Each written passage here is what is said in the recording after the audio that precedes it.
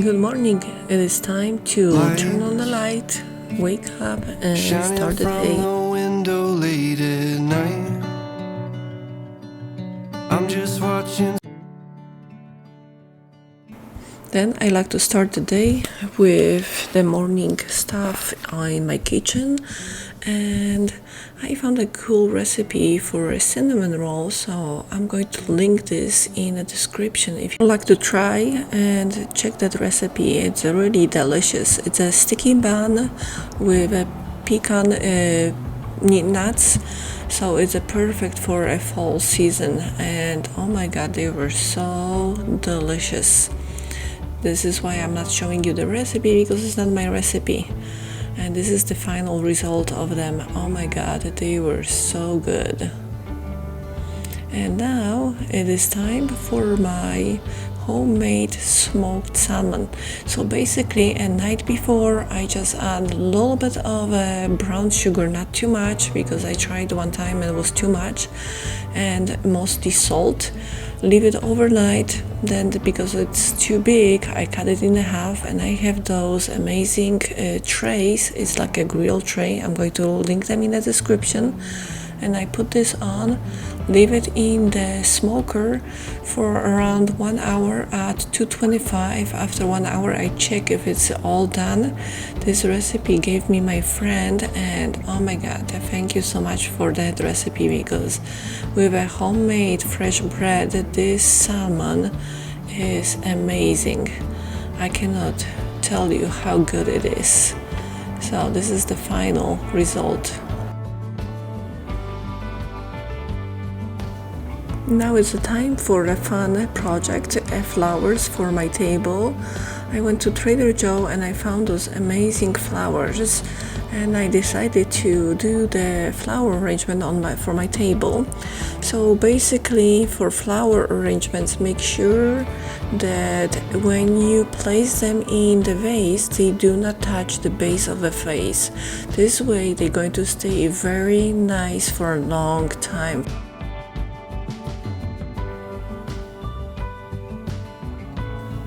And this is the next day, early morning. I took my dog, my lovely Luna, for a quick walk around the complex where I live, and back to the kitchen. Sorry for the mess. This is how it looks like before I start cleaning.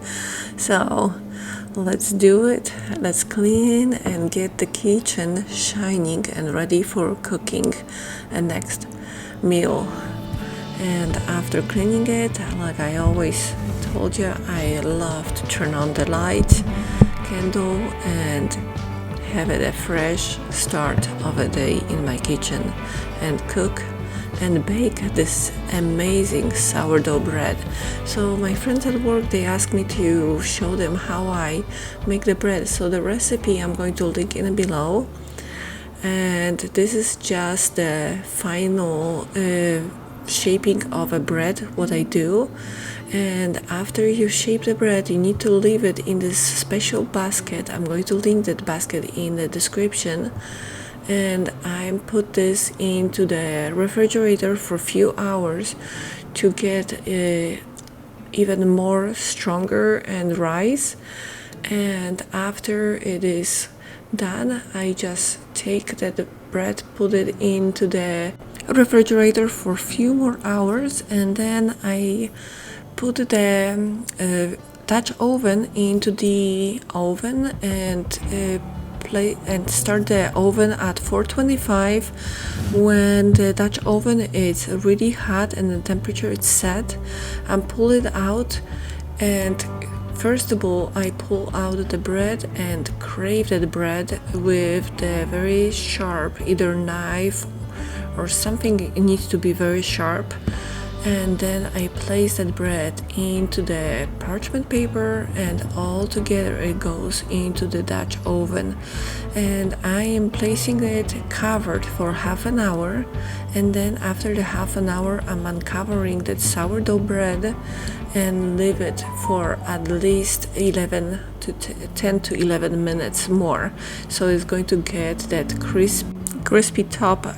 Oh my god, I remember when I came first to the United States, that was the one thing that I was missing, a good bread, because I couldn't afford to go to a bakery and bake. But right now, why I don't buy the bread, I make it at home, is because I don't know what they adding over here into the bread, but my stomach, it is not happy with the bread at store. This is why I decided to bake it at my home, and it is a game changer. You have this amazing smell of a fresh bread like you are in a bakery, and I'm like blown out with that sourdough. So comment me if you like sourdough, if you would like to try to make your own sourdough. So this is the process where I drop that into the Dutch oven. Unfortunately, I don't know what I did with the bottom of my Dutch oven pan, so I had to improvise with a different Dutch oven, and I had actually only saved the top of a Dutch oven. So this is the final product of my hard work for over a day, because this bread needs to stay in, and the process is taking a whole day to make it, but it is worth doing. So I guess I had to buy the new Dutch oven. I found it really nice and not too expensive on Amazon. I'm going to link that in the description. It looks really nice, and I cannot wait to make the bread in this Dutch oven. When the lights go out, everything is clearer. When the lights go out, I can finally see what it's all about. Standing in the mirror when the light. And now let's make this delicious cauliflower. So make sure that you cut every leaves of the cauliflower.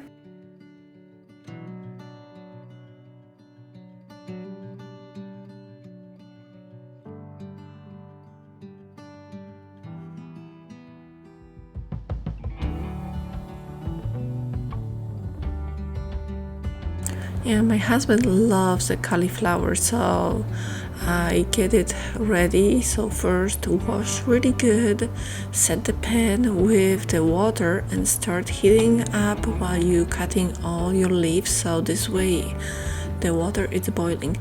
Then I've learned from my mom to add a little bit of a sugar into the boiling water, and then a salt. Then when the water is boiling, add your cauliflower with the wider part down on the pan. This way the stem is going to cook more than the top. You don't want to have a mushy top and a hard stem in the cauliflower.